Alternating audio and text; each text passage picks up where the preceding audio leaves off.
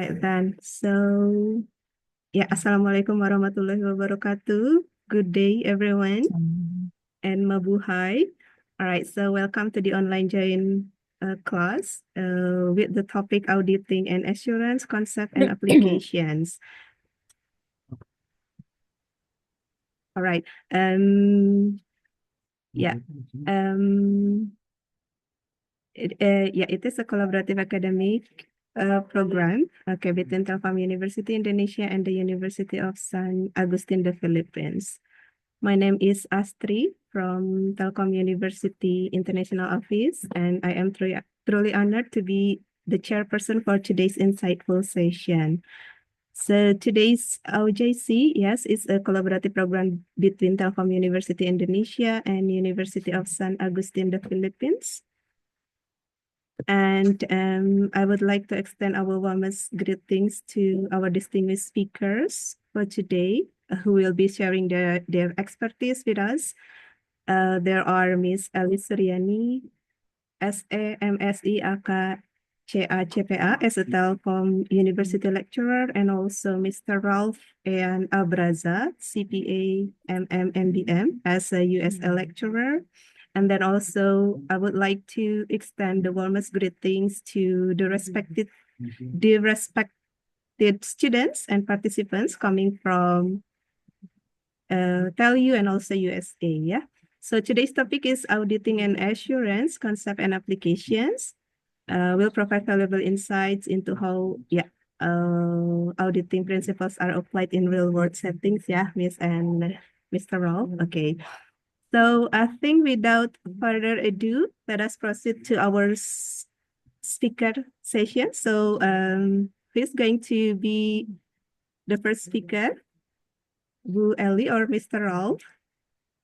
Okay, maybe Mr. Robs, we are together first, I think. Okay, thank you very much, Ibu Astri. All right then. Okay. You're welcome, Bu. Hello, everyone. Good afternoon, Mr. Robs. Good afternoon, ma'am. Okay. Okay, and to all the students here from Telkom University and the University of San Agustin. Okay, is it all right? Okay, it's pleasure to meet all of you. Okay, thank you very much for the opportunity to collaborate in teaching and learning with University of San Agustin in the Philippines, especially in the auditing and assurance course. Okay. Okay, now I would like can I share my screen maybe? Can I share my screen? Can you hear my voice? Yes, Miss. Okay. Let's see. Okay. I would like to share my screen.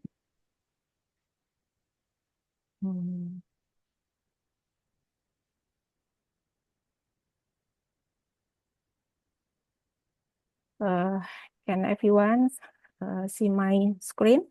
Yes, it's visible. Okay, wait. Okay, a bit late. Yes, okay. Yes, today we are have the online join class between Telkom University and University of San Agustin, Philippines. Yeah, thank you very much. And I would like to introduce myself maybe first. My name is Elly, lecturer at Telkom University in the Accounting Study Program. I'm currently teaching the audit implementation course in the 4th semester now. Okay, all right. In this joint class activity, we will have 2 sessions actually, yeah, with my partner, Mr. Ralph and Braza. Okay, one season, yeah, today and next week, the second season. Okay, for this season, yeah, wait, uh, sorry, it's not, it's really okay. But for a 2 week season, the topic, our topic about audit and assurance, and the season 1 is of liabilities. Season 2 is audit of shareholders equity. Okay. Now, for the first season, we will cover the topic of audit liabilities. And in the second season, discuss audit shareholder. Yeah, we will present. I will present the brief introduction, yeah, to the theory and concept. Then the problem. Then we will discuss it together. Yeah. Please be prepared to answer the problems and ask the question, yeah, for the students, audience here. Okay, okay, Bu Asri, how long we have time? I forgot to ask. Okay, for Bu 2 hours? Elly, you've got 2 1 hours? hour, and for Mr. Ralph, 1 hour. So the total is 2 hour, Bu. Okay. Okay, we have 2 hours, right? Okay. Yes. So we have around 2 hours, and we'll begin with introduction to the theory and concept from me. And Mr. Raps will present problems and lead the discussion. Okay. Now, let we start the topic, the concept first. Okay, now I would like to introduce first about the concept, the theory about the audit before we start liabilities and audit audit. But I would like to introduce first, yeah, a bit a brief, yeah. The theory about risk-based audit approach, yeah, that the sorry, yeah, in the common approach, yeah, in the common approach in auditing, yeah, is the cycle approach, yeah. According to Arons, yeah, et al., that risk-based audit approach is by with the cycle approach. So, what is the cycles, yeah, approach? How many cycles in the final statement? Okay, there are 5 cycles. Yeah, sales. Yeah, the first one is cycles. The second is acquisition and cash disbursement cycle. The third one, payroll and personnel cycles. And the fourth one, inventory and warehousing cycles. And the last is the capital acquisition and repayment cycle. So, why do we use the financial statement cycle approach?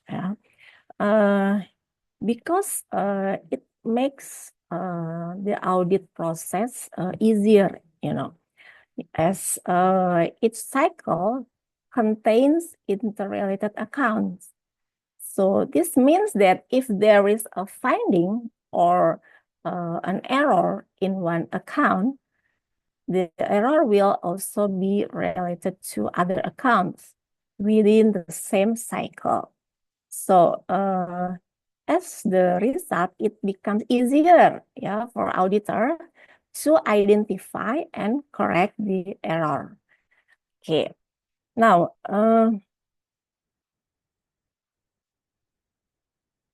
okay, now in audit of liabilities, nah, which cycle? Which cycle audit liabilities is in the financial statement cycle, right? We have to classify the liabilities first, into the current and non-current liabilities, current and non-current liabilities. That's the liabilities terms. So the current liabilities and non-current liabilities is or have the different cycles. The current liabilities is in the acquisition and payment cycles. You can see this one. Acquisition and payment cycles, and the non-current liabilities is in the capital acquisition and repayment cycle. I think it's the same, but one is a capital acquisition, but the other one is the operation normal acquisition, right? Not capital. So after that, what is the account in the current liabilities, which is in the acquisition and payment cycles. There are account payable. Maybe you every day you understand what is the account payable. Short-term bank loan, something like not payable but short-term, and accrued liabilities. Accrued liabilities is like interest payable or accrued interest. We can say accrued interest or accrued taxes, or we can say interest payable, tax payable, salaries payable, accrued rent, accrued bonus, and etc. Okay, this is in the current liabilities, in the same cycles, acquisition and payment cycles. So, and then non-current liabilities.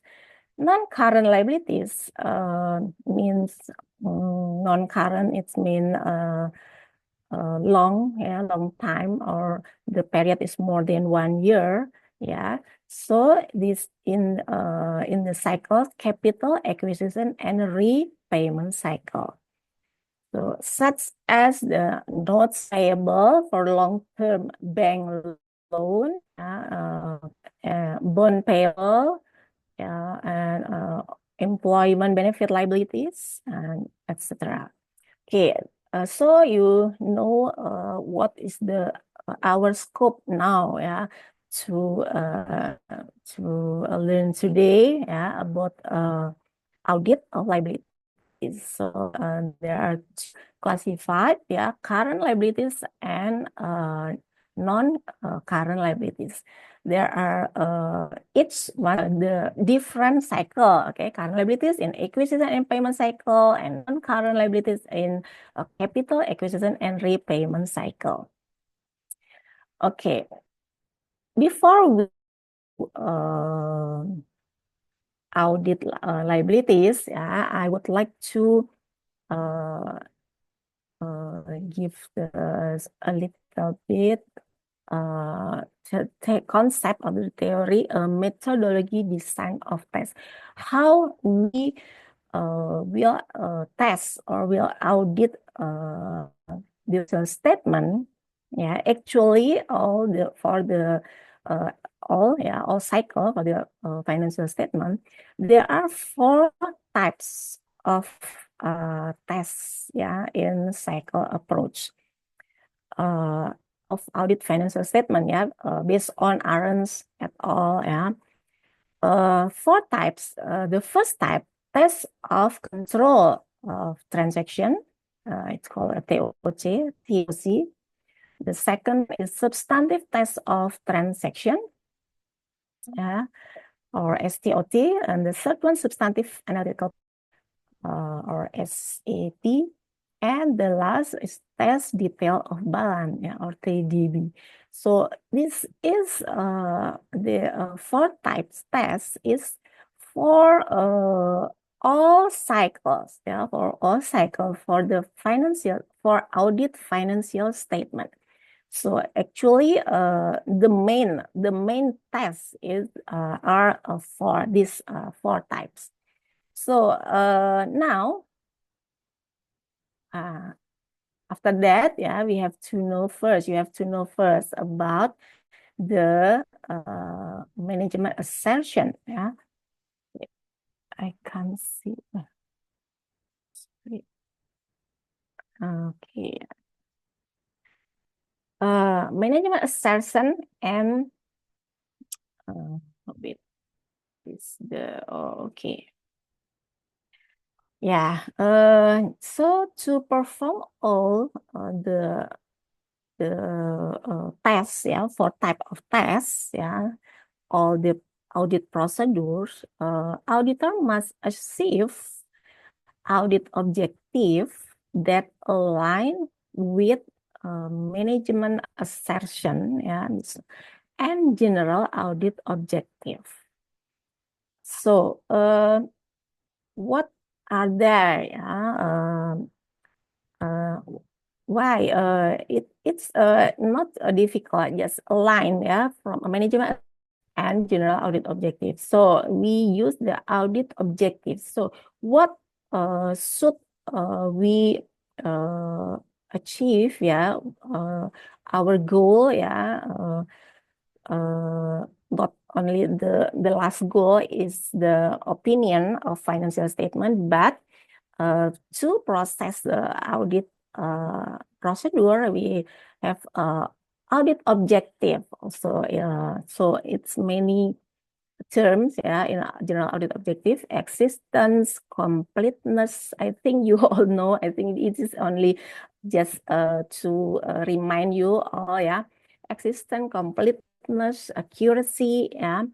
Classification, yeah, for valuation and allocation is accuracy, classification, cut-off, detail tie-in, realizable value, right and obligation, and presentation and disclosure.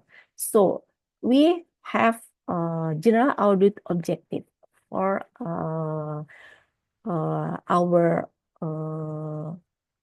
goal, yeah, to audit financial statement, especially now is for audit liabilities. Nah. Okay, now we start with audit current liabilities. Current liabilities, especially audit accrued liabilities, yeah, current and non-current. Now I would like to explain about the current liabilities. Current liabilities, in this term is audit of accrued, yeah, accrued liabilities. What is accrued liabilities? Accrued liabilities are estimated unpaid obligations for services or benefit that have been received before the balance sheet date. So, common accrued liabilities include, yeah, we have already know before, yeah, accrued payroll, accrued taxes, accrued rent, accrued interest, etc. Okay, so in accrued liabilities, there is a second type of accrual involve estimates, yeah, estimates where the amount of the obligation is uncertain, such as warranty costs and accrued pension benefit, yeah. This classified in accrued liabilities or current liabilities. Okay. Sorry, it is my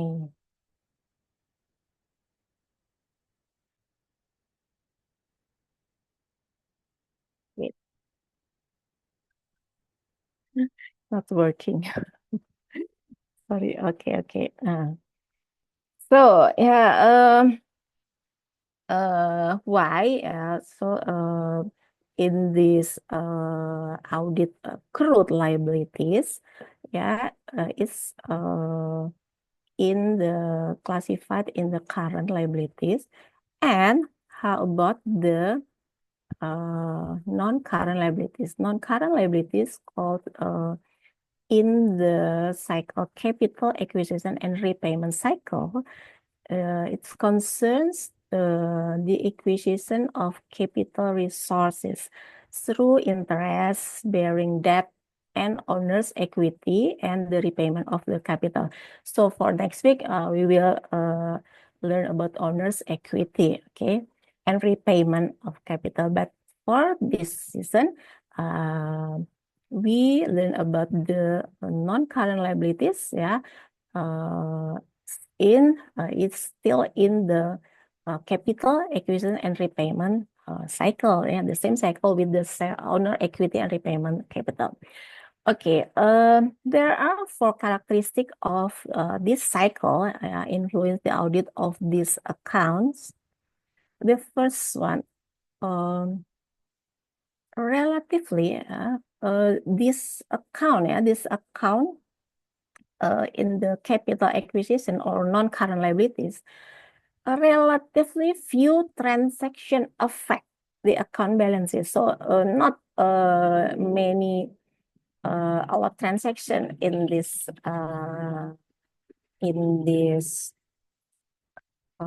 cycle. I mean, in this account, yeah, in this non-current liabilities, yeah, relative few transaction. But each transaction is often highly material. Yes, so very significant, yeah, for the company. And the second one, the exclusion or misstatement of a single transaction can be material, yeah, because this the transaction affect a highly material, yeah, so can be material. The third one, legal relationship exists between the client entity and the holder of stock. Stock is for owner equity, okay? Bonds or similar ownership documents. So it needs a legal relationship, a legal document, yeah? It's because it's highly material and the single transaction is very material. Okay, so need a legal document. And for a direct relationship exists between the interest and dividend, yeah, for the shareholders for next week, I think. This one, yeah, a direct relationship exists between the interest and dividends account and debt and equity. So this account in this cycle, yeah, the characteristic, there are 4 characteristics in this cycle. Wait, sorry. Yeah. Okay. Okay. Now I would like to explain about audit of notes payable and non-current liabilities. The example, yeah, one account in the non-current liabilities is notes payable, because notes payable is, I think, is general, yeah. Because yeah, we can say note payable is a legal obligation to a creditor which may be unsecured or secured by asset and bears interest, yeah. So the notes payable, we can say bank loan, yeah, it's by note, yeah, bank loan. Usually it's long term, yeah, long term bank loan, yeah, but it will be the maturity will be could be sort classified to the current liability. So why now we have to audit this account, audit of notes payable. So what is the objective of the audit notes payable? To determine whether internal control over notes payable are adequate. Internal control. And to determine whether the transaction for principal and interest involving notes payable are properly authorized and recorded. This is our objective of audits note payable. And to determine the liability for notes payable and the related interest, expense, and accrued liability are properly stated. And the last, to determine whether the disclosures in notes to financial statement, disclosure related to notes payable and the related interest expense satisfy the 4 presentation and disclosure audit objective. So this is the objective, audit objective to of notes payable. This is the flow of the transaction. You can see about the sorry, what's wrong with mine? Okay, wait. Yeah.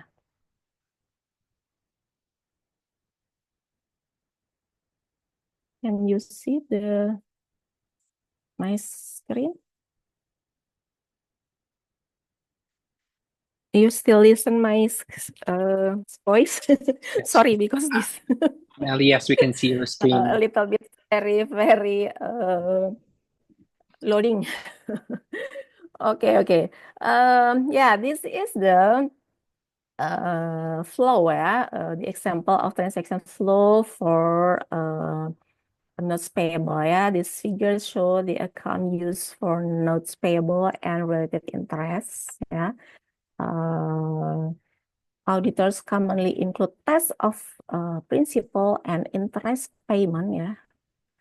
Interest payment. As part of the audit of the acquisition and payment cycle. So it's also normal to test this transaction as part of the capital acquisition, because there is interest, interest, accrued interest, so interest payment, interest payable. So now how about the this audit of notes payable? The first one, we have 4 types. Okay, we have to do 4 types of tests. The first one, we have to know the internal control. The internal control of the process of the transaction of the audit of the notes payable transaction. Okay, there are 4 important control over notes payable. The first one, proper authorization. The proper authorization for the issue of new notes. New notes or bank agreement, credit agreement, is the same. Second, adequate control over the repayment of principal and interest. Important control. The third, proper document and records. And the fourth, periodic independent verification. There is a verification from the independent person in the internal the company every periodic. This is important control of our notes payable.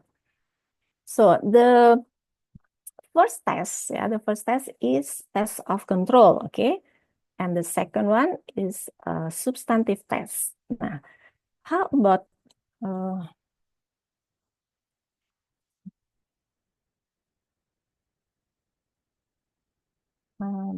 sorry, what's wrong? Yes. The first test of control and substantive test of transaction. So what will you will do for the test of control? Sorry, the battery. The first test of control for notes payable should emphasize the internal control objective listed above, the four important, proper authorization, adequate control over repayment principal and interest, proper document and records, and then a periodic independent verification. So that test of control for notes should emphasize the internal control objective listed above.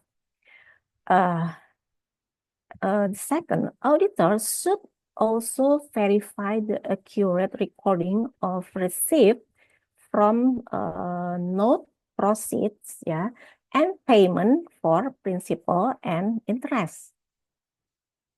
This is the procedure, test of control and substantive test of transaction. Okay, how about the next test, the next test, substantive analytical procedure. I refer to Arons et al. There are table. If you have books or ebook, I think from Arons et al. Table 22, 1, 2, and 22, 1 and 2. There is the table, how to a substantive analytical procedure.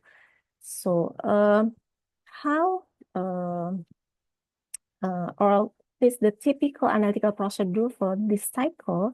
I will open it. This one. Okay. The subtest, before is the first test is test of control, the second test is substantive test of transaction, and now the third test, that's substantive analytical procedure. So what is analytical procedure actually? It's analytical thinking, about this account, especially notes payable.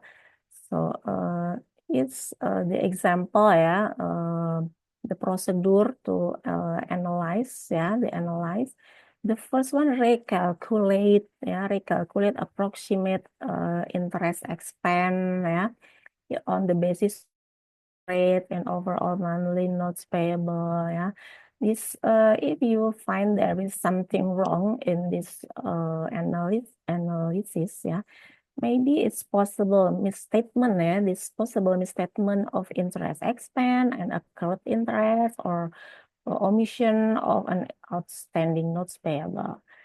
So and the second, you can compare individual notes, outstanding, with those of the prior year, So if you find something wrong, significant, or maybe error, maybe possible misstatement, omission, or misstatement of notes payable. And the third, you can compare total balance in notes payable, interest expense, and accrued interest with prior year balances. Okay, so if you find something something wrong, in the interest expense, accrued interest, with prior years, maybe there's misstatement of interest expense and accrued interest or notes payable. Okay. So This is only the last, yeah, actually for typical schedule. Oh, sorry, I have to back to the last. Okay, after substantive analytical procedure, yeah, we will test of detail of balance, yeah.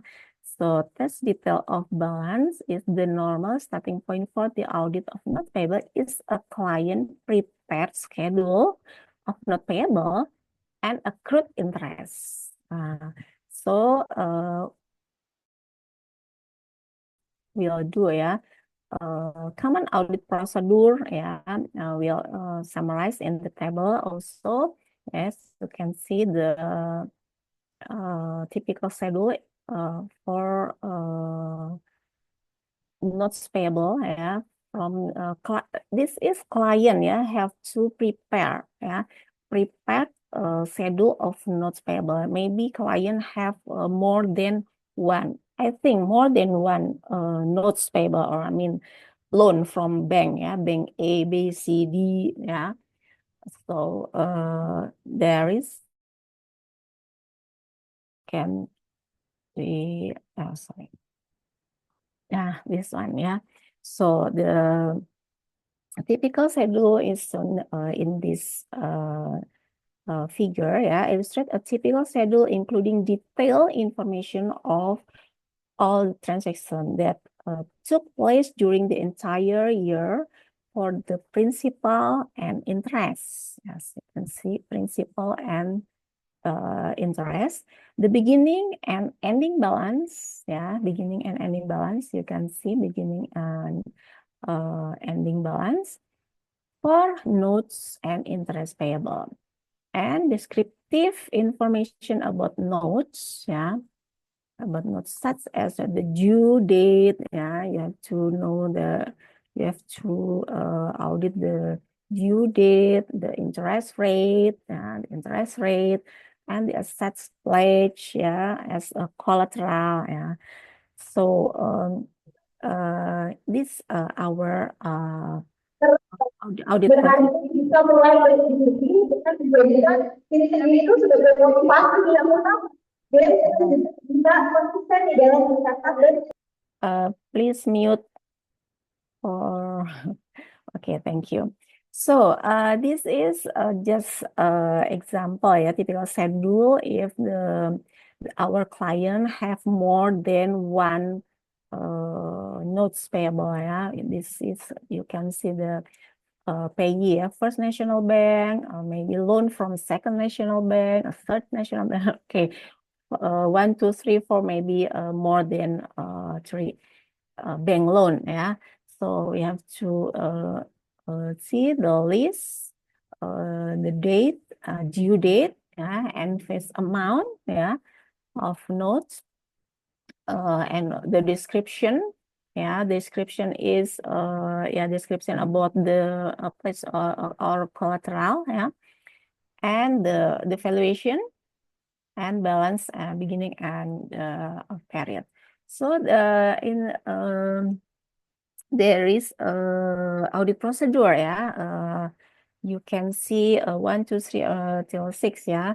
The first, trace to prior year audit schedule. The second, obtain and review copy of note included in permanent file.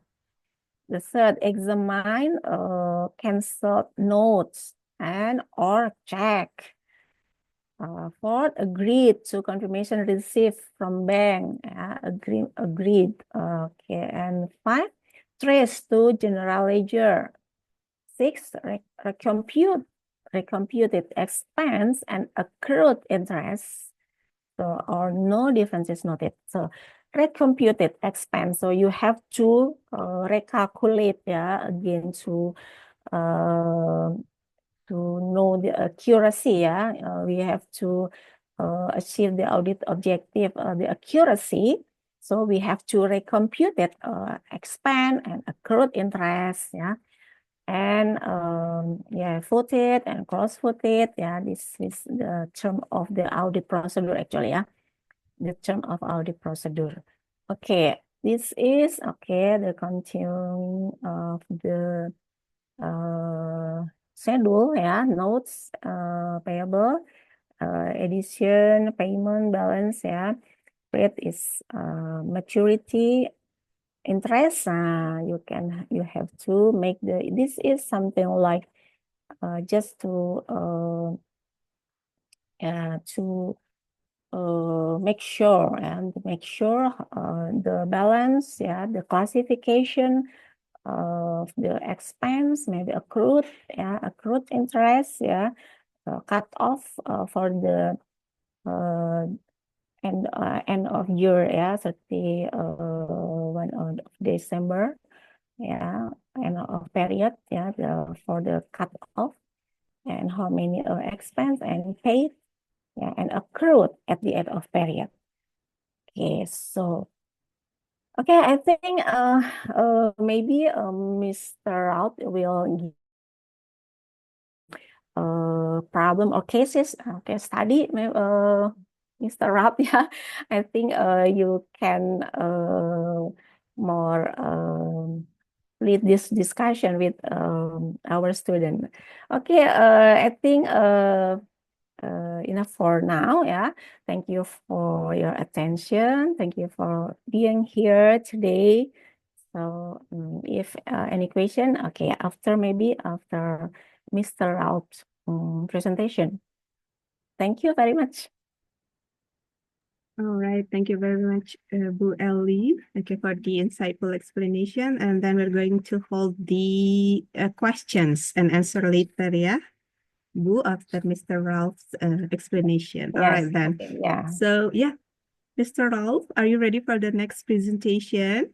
Hello, good afternoon, everyone. Yes, I'm ready. All right, please okay. proceed, Mr. Ralph. Okay, I'll share my screen first. Am I audible, ma'am? Yes. Is my voice clear? Yes, Yes. it's clear. Okay, thank you. Yes. Oops. Let me share my screen first.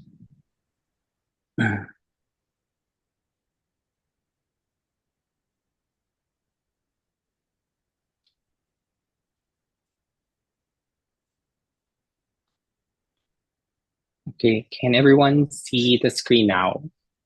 I would like to confirm, students, maybe a thumbs up or any emoji for confirmation. Yeah, there you go. Thank you so much for confirmation. So good afternoon, everyone. I would like to introduce myself first. I am Ralph Ian Braza. So currently the academic supervisor of the Department of Accountancy of the University of San Agustin, and also currently handling the Auditing and Assurance concept and applications with our third year students. So for this afternoon, I'll be discussing the problems related to liabilities, audit of liabilities. And before I proceed, I would like to take this opportunity as well to thank Telkom University for this opportunity to have an online joint class for the mobility of students and of course the faculty. So I hope students from Telkom will also learn, of course, from our discussion this afternoon. Okay, so is everyone ready? Can I have all again thumbs up button? Okay, so in case I'll be asking questions, maybe you can type in the chat so that we can see or you want to confirm if your answer is correct. Okay, so let's proceed with the audit of liabilities. So our learning objectives here is to apply procedures. So we will be focusing more on the computation and problem solving to establish management's assertions on liability balances. So that is what we had discussed earlier. You have several assertions on liability balances. Second one, formulate audit adjustments to bring liabilities to correct balances. So in cases that there are misstatements in the financial statement, so there must be proper adjustments that should be made in order for you to arrive with the correct balances to present the financial statements correctly and in accordance, of course, with your accounting standards. And our third objective is to evaluate the appropriateness of the liabilities balance in your statement of financial position. So for this afternoon, we have prepared sample problems to share it with you. We have 5 here, but if the time permits, I hope we can finish all the 5. But if not, we can have the first 3 and have the last 2 as your assignment, and to be confirmed, your answers to be confirmed in the next session. Okay, so may I check? Okay, I would like to confirm. Okay, is the text all readable? I think the font size is okay. No. Okay, so let's go over the problem. First problem number 1. Iloilo Incorporated is a manufacturer and retailer of household furniture. Your audit of the company's financial statements for the year ended December 31, 2024 discloses the following debt obligations of the company at the end of its reporting period. Iloilo's financial statements are authorized for issuance on March 6, 2025. So you have 5 items of liabilities from A up to E, and you are asked 2 problems. First is to determine or what amount of current liabilities should you report on December 31, 2024 statement of financial position. And the second one would be the amount of non-current liabilities in your balance sheet. So your goal here is to properly classify whether the liability is either current or non-current. As what Ma'am Elly had discussed earlier, you already know what is a current liability, the examples of current liability, and of course your non-current liabilities as well. Okay, so let's try to have letter A. Okay, so letter A. 150,000. So this the currency is in peso, but let's go just have the numbers. 150,000 short-term obligation due on March 1, 2025. Its maturity could be extended to March 1, 2027, provided Iloilo agrees to provide additional collateral. On February 12, 2025, an agreement is reached to extend the loan's maturity to March 1, 2027. Okay, so in this case, let me check. Okay, so the 150,000, okay. The 150,000 is the amount of the short-term obligation. So what we're going to do here is to determine whether should it be current or a non-current liability. So considering the facts that we have here in our statement, okay, so there is a possibility that the loan could be extended until March 2027. Okay, so with 2027, that could be more than 12 months, which actually is considered to be long-term. However, you should know when will the extension or the refinancing will happen. Okay, so remember that you have a consideration with regards to your refinancing. Okay, so usually your balance sheet date happens every year end, December 31. Okay, so if your refinancing of the loan happened on or before the December 31 or the balance sheet date, usually we consider that one as non-current liability. Okay, so however, if the refinancing happened after your December 31, it will be considered now as a current liability. So if you go over the statements, on February 12, 2025, that is when the agreement happened, which is actually after the balance sheet date. So December 31 and February 12. So this is where the refinancing happened. So therefore, this 150,000 will remain as a current liability. Okay, so the 150,000 is a current liability. Okay, let's go to letter B. A short-term obligation of 3,600,000 in the form of notes payable due February 5, 2025. The company issued 75,000 ordinary shares for 36 pesos per share on January 1, 2025. The proceeds from the issuance plus 900,000 cash were used to fully settle the debt on February 5, 2025. Okay, so try to go over this statement. What do you think is the classification of the 3,600,000? Okay, can I have answers in the chat? Should it be part of the current liability or non-current liability? Okay, I will wait for your answers in the chat. Okay, so we have answers already, very fast. Okay, yes, we have from Irvan current, Micah current. Okay, Christelle. Okay. So we have mostly, okay, current liability. Okay, so because it was settled within 12 months from the date of your balance sheet, so this 3,600,000 is considered to be a current liability. So I just put here CL to take note that this item is a current liability. Okay, so let's go. Thank you for your answers. Okay, so all answered current liability. Very good. Next, letter C, a long-term obligation of 2.5 million on December 1, 2024. On November 10, 2024, Iloilo breaches a covenant on its debt obligation and the loan becomes payable on demand.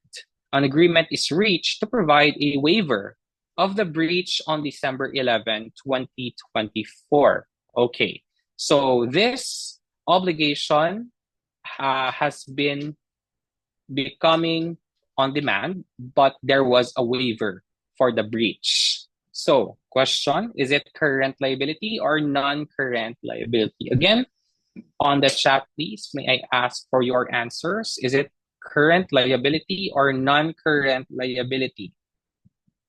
Okay, we have answers. Thank you for your responses. Non-current, non-current NCL, non-current, non-current. Okay, very good. That is correct. So that is non-current liability. Though it was payable on demand, it now becomes non-current, still non-current or long-term because there was a waiver provided to the breach. So it cancels out that breach and still becomes a as a long-term obligation or non-current liability. Okay, thank you so much for your responses. Let's go to letter D. Letter D, a long-term obligation of 4 million. The loan is maturing over 4 years in the amount of 1 million per year. The loan is dated September 1, 2024, and the first maturity date is September 1, 2025. So as what Ma'am Elly has discussed earlier, the current liability can be settled within a year, which is current, and non-current liabilities are usually settled more than a year. So in this case, this long-term obligation is deferred over 4 years, amounting to 1 million per year. So most probably, this 4 million should be classified to both current and non-current liability. But the question here is, how much should be classified to current liability and how much should be classified as non-current liability? Okay, maybe I can ask your answers in the chat. How much is current and how much is non-current? Okay. Okay, we have answers here. Yes, okay. From Irvan, yes, you have current liability of 1 million and non-current liability of 3 million. Mika, 1 million, 3 million, okay. Okay, so most answers have this, you have the same answers, which are all correct. So this 1 million is a current liability, while your non-current liability is 3 million. Okay, so that is correct. And last one, letter E, a debt obligation of 1 million pesos maturing on December 31, 2027. The debt is callable on demand by the lender at any time. Okay, so the maturity debt is actually more than 12 months, but there is an additional information that it is callable on demand. So if this is the case, the 1 million should be current or non-current? May I ask your answers? Okay, we have answers from the students. Current, current, current. Okay, all current. Correct. So the 1 million is considered to be a current liability. Okay, so after classifying all of these items from A up to E, kindly compute for your balances current liabilities to answer number 1 and non-current liabilities to answer number 2. And may I ask also your answers in the chat for your answers if you have them already. Okay.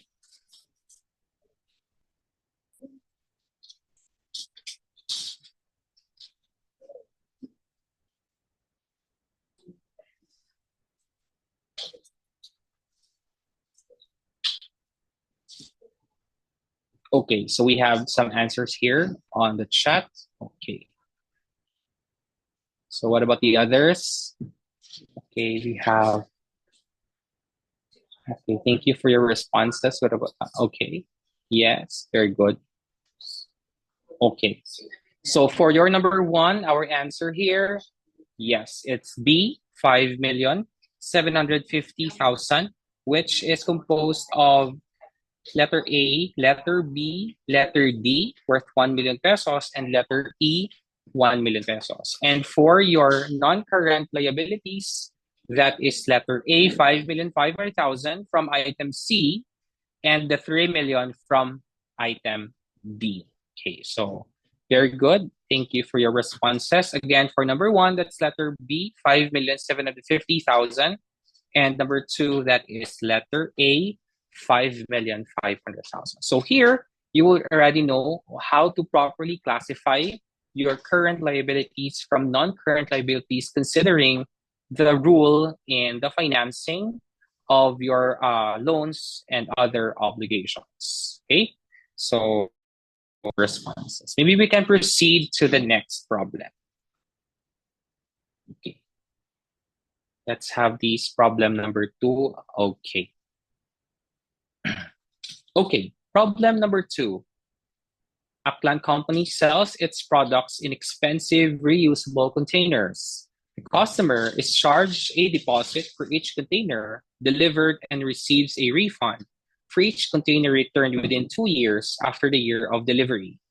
A plan accounts for the containers not returned within the time limit as being sold at the deposit amount. Information for 2024 is as follows. So we have here containers held by customers at December 31, 2023 from deliveries in 2022 and 2023. So amounting to total of 325,000.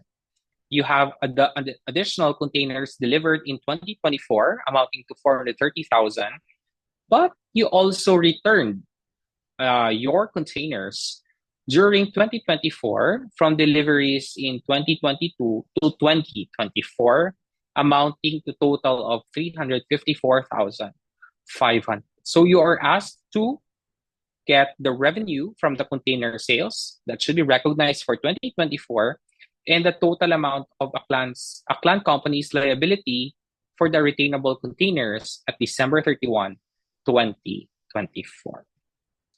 Okay. So I'll give you a short period of time to go over the problem.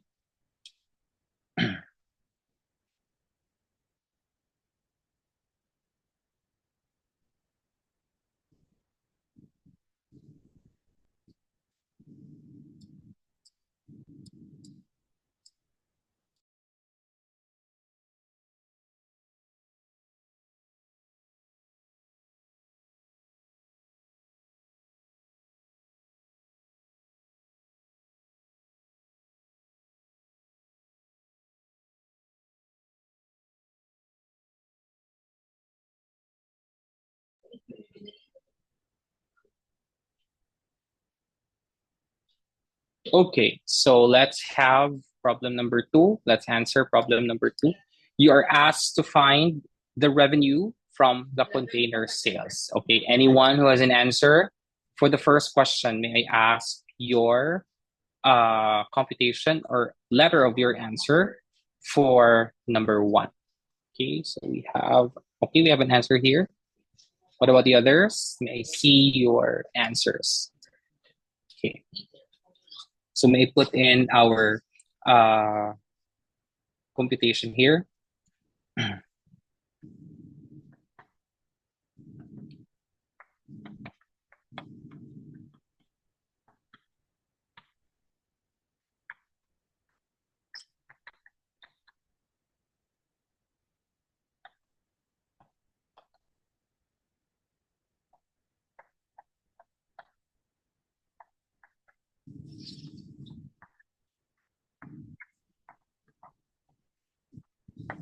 Okay, so we have answers. Thank you so much for your responses. You have letter C, that is correct. Okay, so the revenue of the container sales will actually come from those containers that were actually delivered and is within or went beyond the 2 years. Okay, because it is said here that if it is not returned within the time limit, that would be considered sold.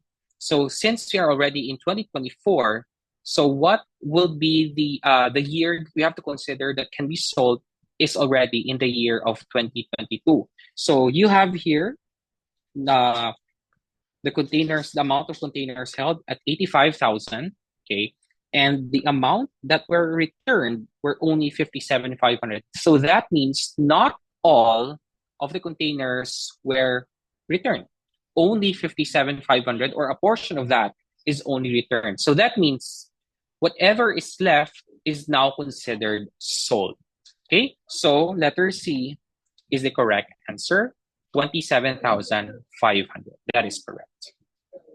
Okay, now for number 2, do you have any answers for number 2? What is the total amount of Aklan Company's liability for returnable containers at December 31, 2024? Okay, so you can send your answers on the chat. Let's see what would be your answers.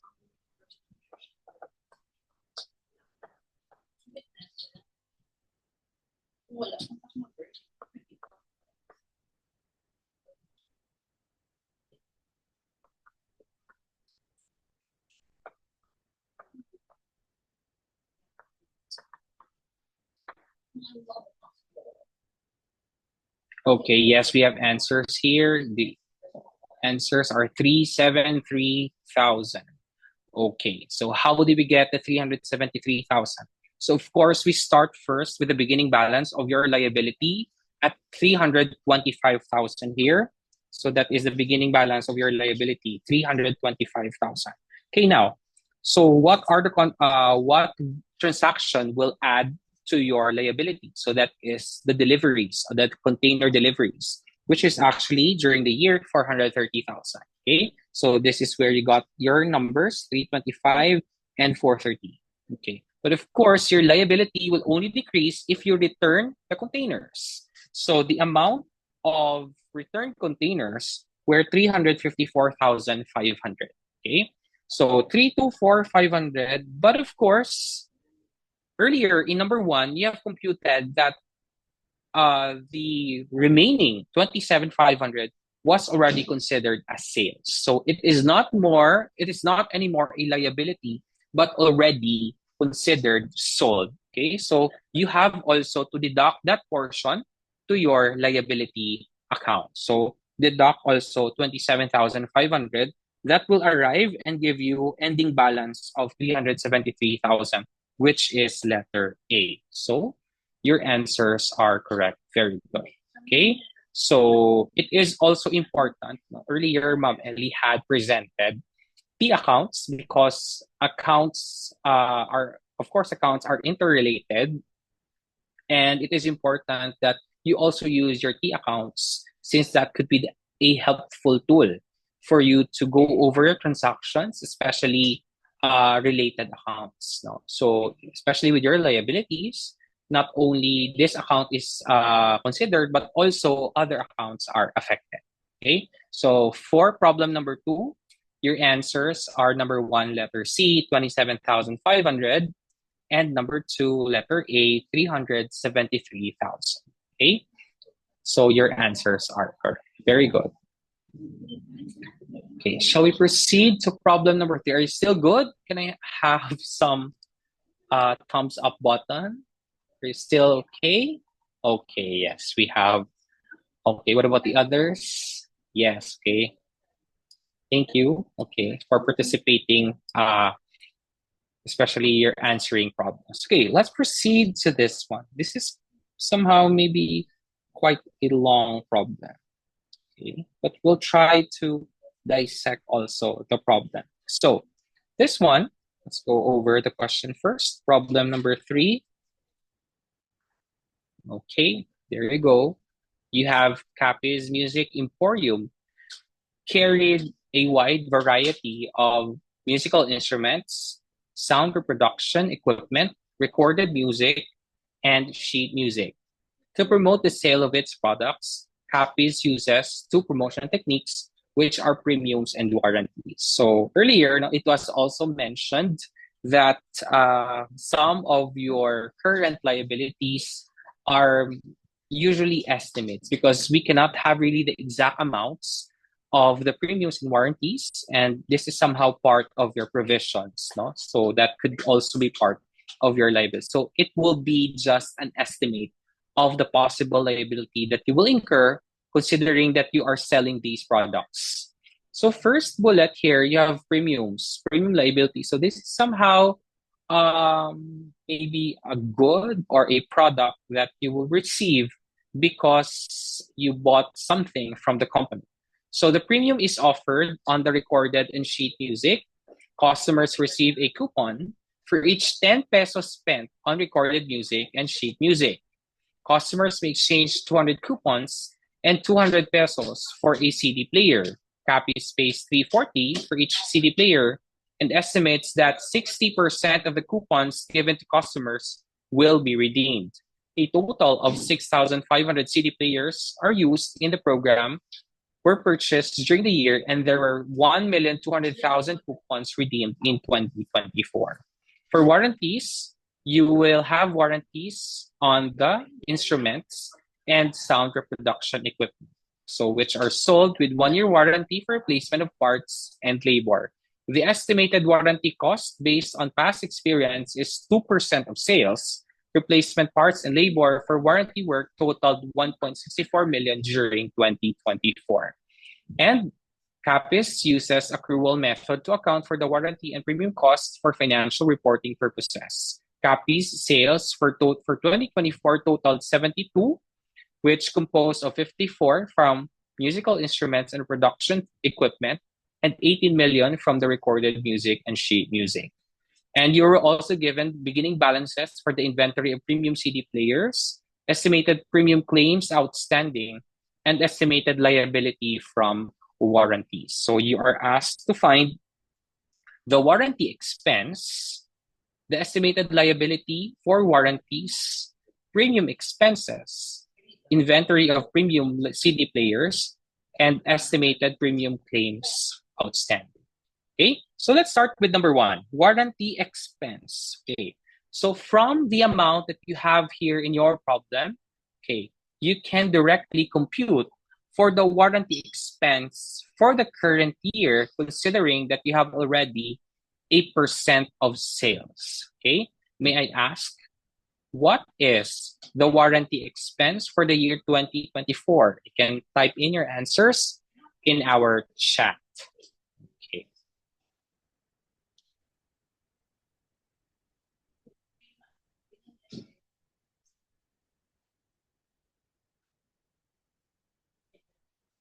Okay, so we have answers here. So that would be, you start with the sales of those items that are related to your warranty. So that would be your musical instruments and sound reproduction equipment. How much is the sale that was actually generated by these equipment? So that is actually your 54 million. Okay, so 54 million, you start with that. And based on history and past experience, it is the warranty is estimated to be 2% of your sales. So 54 million times 2%, that would give you 1,080,000 as your warranty expense for the year 2024. So very good. Your answers are correct. Letter B, 1,080,000. Thank you for your answers. Okay, second question. Estimated liability warranties. Okay, let's set up a T account for that. And of course, we start with a beginning balance, which is actually derived from your table, 1,360,000. So this is the beginning balance of your estimated liability warranties. And during the year, you have already computed in your number one that you have 1,080,000 as your warranty expense. So this one, for number one, you can have an entry of warranty expense. Let me write that one, 1,080,000, and estimated liability warranty, 1,080,000. So this transaction of estimating your liability will also be reflected in your estimated liability warranty. So the 1,080,000 should be reflected here in the credit side of your T account for estimated liability warranties. Okay? Now, what else? What other transaction would affect your ELW or estimated liability for warranties? Have you made any payments during the year? Have you made any actual work during 2024? The answer is yes. That's the last sentence in your warranties. So you have worked for a total of 1,640,000. So that could decrease the value of your estimated liability warranties because you have already paid for that warranty work. So considering that you have 1,640,000 in the debit side, which is you have paid for that, what would be the ending balance of your warranties if you have this one? Okay. Yes, you have 1,360 plus 1,080 minus 1,640. The answer is correct, 800,000. Okay, so this will now be the amount of your estimated liability warranties as of December 31, 2024. So answer is letter D. Okay, so we have answer from Irvan. Yes, that's correct. From Mika and from Frenzy. Okay. Thank you for your answers. Okay, so these two questions are for warranties. Now let's proceed to your premium expense. Okay, so premium expense, what about your premium expense? Where should you start with your premium expense? So the same with warranty, you start with the sales generated by your sheet music and what is the other? Sheet music and recorded music. Okay, so their sales amounted to 18 million. So you start there. Okay, 18 million.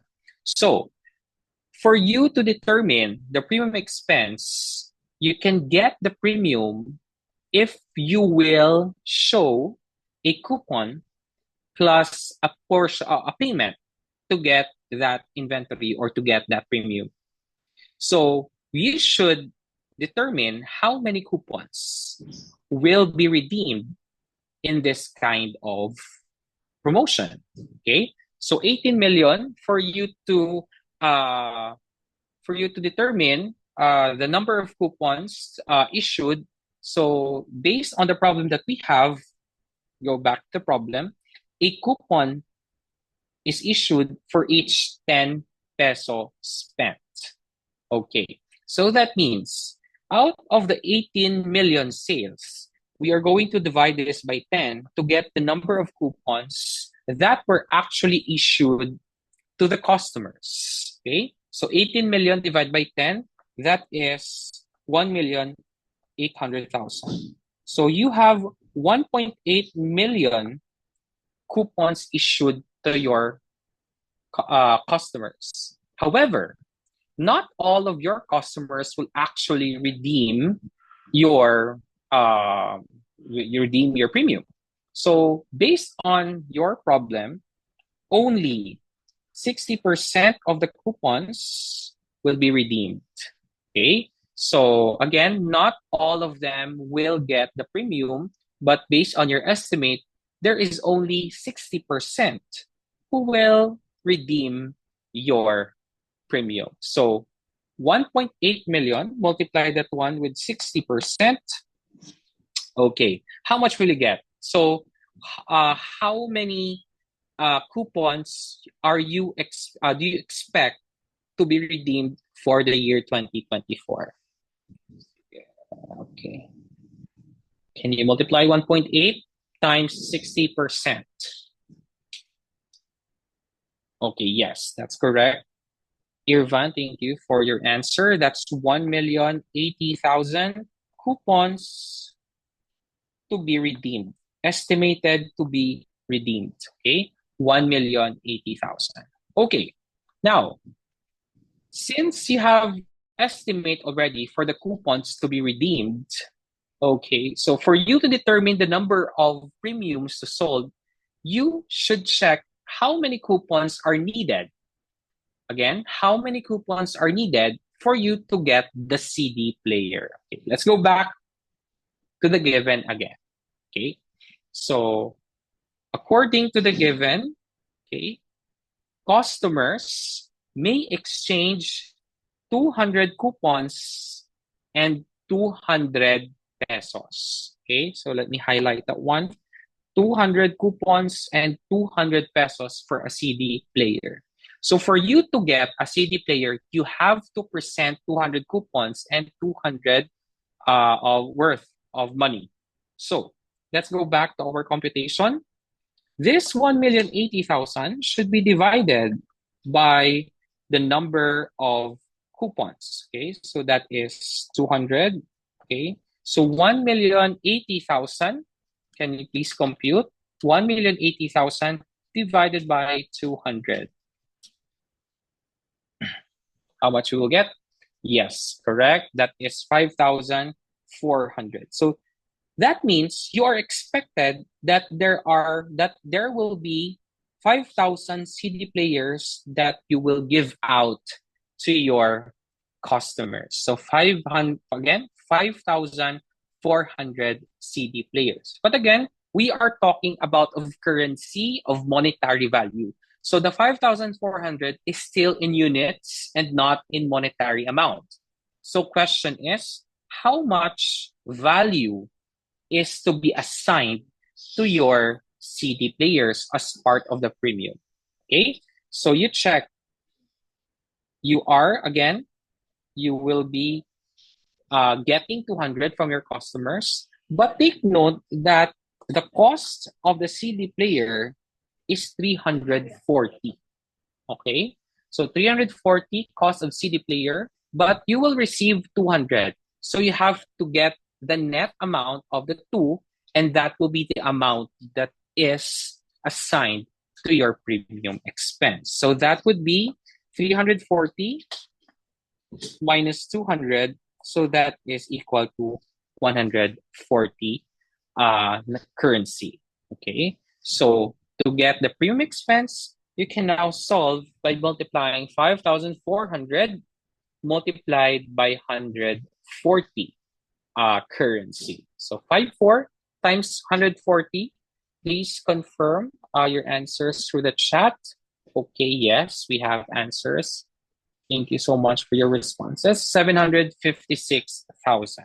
So that means for the current year, our premium expense is equal to 756,000, which is letter C. Okay, so again, you started with your sales and then you went to solve for the premium expense by considering the coupons to be issued, coupons to be redeemed, the number of CD players to be redeemed, and the amount of the premium, which is the net value or net amount of the cost and the amount received from the customer. But of course, if there is no 200 amount here that you receive from the customers, you will just simply multiply the 340. Okay. However, you receive something, it has to be netted or it has to be deducted from the cost. Okay. So that is 756,000. Okay. Thank you for your responses. Now, of course, you are giving out these inventory and these premium CD players. So you also have an inventory of these CD players. So let me try to have a T account for the premium. Okay, premium CD player. Let me write it here. Premium CD player. So of course, this is your asset because this is inventory of premiums. So because it is asset, the beginning balance of the inventory of premiums should be placed on your debit side. So that's 399,500 beginning balance. Okay. So you check if how much of the CD players were actually purchased during the year. So based on the problem, a total of 6,500 CD players were purchased during the year. So purchasing CD players will increase the value of your inventory. So multiply 6,000. Where should I put here? You just put it here. Okay, 6,500 times 340. Take note that when you are solving for the inventory of premiums, you do not deduct the amount that you receive from your customers because you are computing for the value of the inventory and not the premium expense. Okay, please take note of that. So 6,500 times 340, how much would that be? So let's put that one in the debit side of your premium CD player. Okay, so 6,500 times 340, that would be equal to 2,210,000. May I verify? Yes, thank you so much for your responses. 2,210,000. But of course, because there are redemptions of CD players during the year, there are premium expense, we will also put on your credit side for the premium CD players. Okay, so how many premium players were actually distributed during the year? Okay, so we can go back to the problem and check here. There were 1,200 coupons redeemed in 2024. Okay, so 1,200 coupons, you have to convert that one to the two CD player units. So how much would that, or how many units would that be? So 1,200 divided by 200 coupons. How much is that? 1,200,000 divided by 200. That's 6,000 CD players.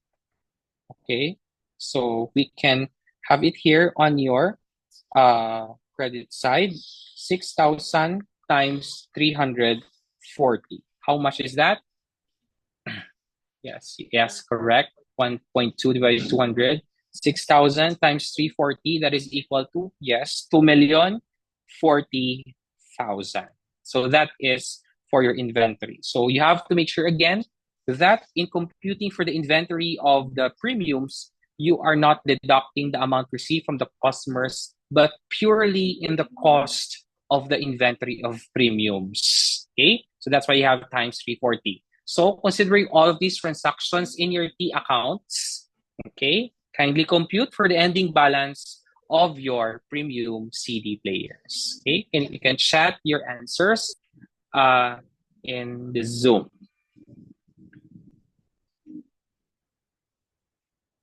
Yes, from Irvan, you have 569,500. That is correct. 569,500. So that is letter B, 569,500. Okay. That is correct. And number 3, let's compute for the estimated premium claims outstanding. I'll just put acronym there to establish our account name. Okay, so estimated premium claims outstanding. Okay, you start again with the beginning balance. So this is already a liability account. So that is a credit amount in the beginning balance. So that's 448,000. Let's put here 448,000. Okay. So with the 448,000, what are the increases in your claims outstanding? So that is actually your amount computed in the premium expense, just like in your warranty expense. So forward the amount, 756,000. Okay. So this amount has actually journal entry of premium expense, okay, 756,000, and estimated premium claims outstanding, 756,000. Okay, just put the journal entry there. That's your journal entry. And of course, you had also actual redemptions. As what we said, there are 6,000 seed players redeemed. Okay, but take note that you are now considering to compute for the liability. Okay, so because the liability and the premium expense is related, we will now use the net amount of the 340 and the 200. So we will use 140. So this is where the difference of the premium inventory and the liability will differ. Okay, earlier we used the full amount of 340, but in this case we use the net amount of 140. Okay, please take note of that. So 6,000 times 140, that is equal to 840,000. So that is the actual distribution or actual redemption of CD players during 2024. Considering all of these transactions that you have in your premium claims outstanding, can I ask for the ending balance of this account? Kindly choose your letter or solve for the ending balance through these accounts. Okay, so we have answers already. So that's 448,000 and then plus 756,000 less your 840,000, giving you ending balance of 364,000, which is letter A. Okay. So to recap our answers for problem number 3, number 1, letter B, 1,080,000. Number 2, estimated liability warranties. Letter D, 800,000. Premium expense of 756,000. Number 4, letter B, 569,500. And letter A, 364,000. Okay. So please let me know if I am too fast to discuss, or if you have questions later on, you can raise it so that for clarification. Okay. Ma'am Astrid, do we still have time, or is it already? Is it time is up?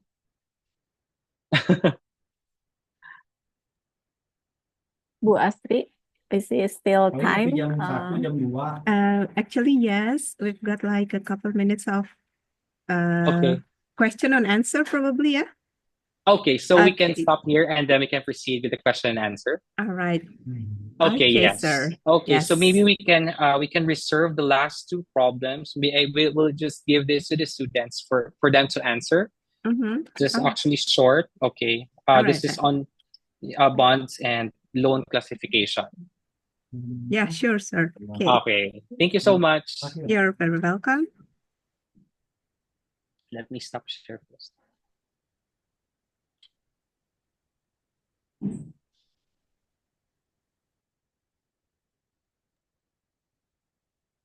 Yeah. All right then. So now it's a time for question and answer, right? Yes, Mr. Ralph okay. and Bu Elly. Yes. Yes. Okay. So Yes. students, Yes.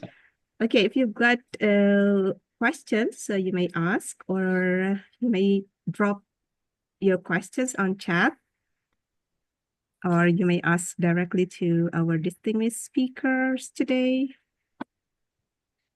Are there any questions?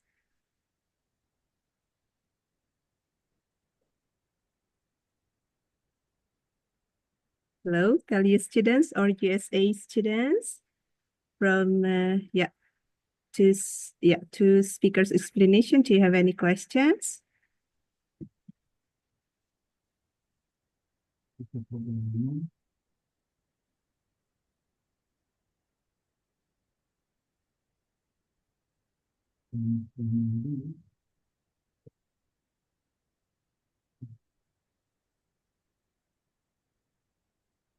Maybe they are shy to ask questions.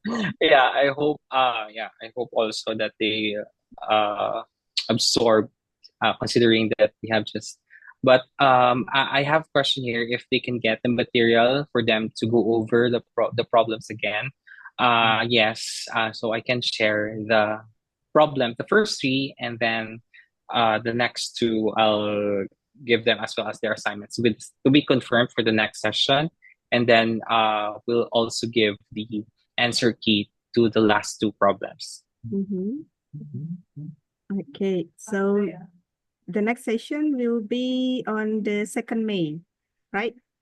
Yes. Yes. Okay, then. Yes, ma'am. Yes. All right. So probably if there is no question, so we're going to warm up this online join class. Miss Elly and Mr. Ralph, is that okay? Yeah, I think it's Yes. okay. Thank you for Mr. Ralph. Okay. I think But before we leave our Zoom, could we please do the photo session together? Yes. All right then. So everyone, would you please turn on your video so that we can have a photo session together.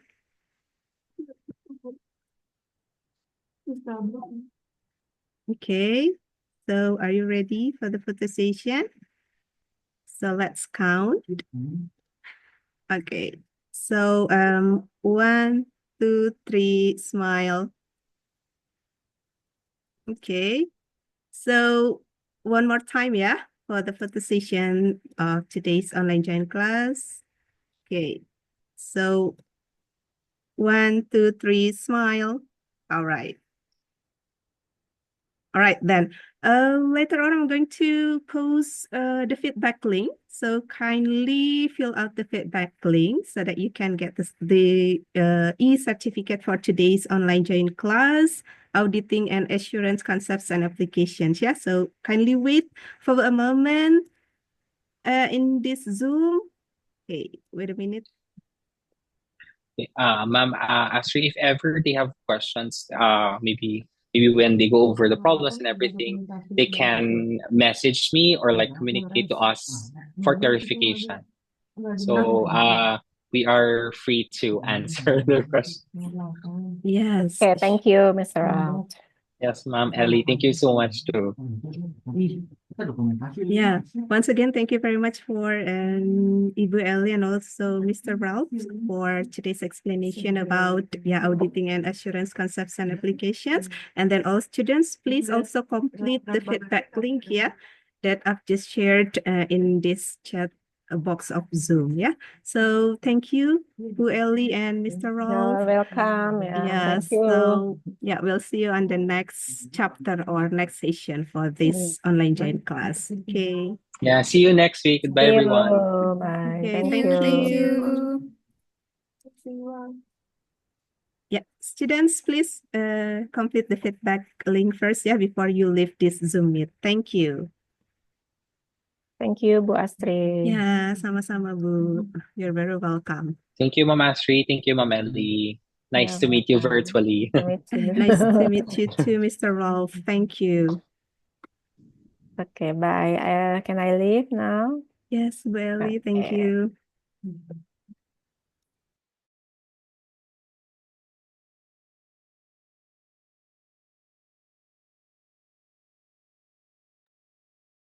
In 1 minute, I will close the Zoom meeting, yeah? So the students, please kindly fill out the feedback link.